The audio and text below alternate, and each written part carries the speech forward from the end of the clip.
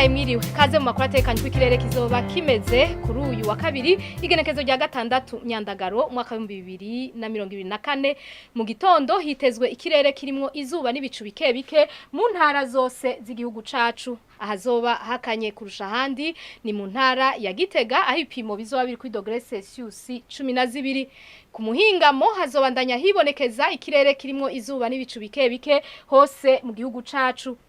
ahazoranga ubushuhe kurusha handi ni mu ntara ya Cibitoke aho ipimo bizoba biri kuri degrees Celsius 31 ejo mu gitondo izuba rizoseruka igihe cy'isaha 12:09 rirenge igihe cy'isaha 12:08 zo ku mugoroba amakuru atekanye ikirere agarukiye ngaha mwateguwe n'ikigo ca Ijebu kijejwe ivy'ibirere na Ndayizenje na yabashikirije mwakoze kuyakurikira.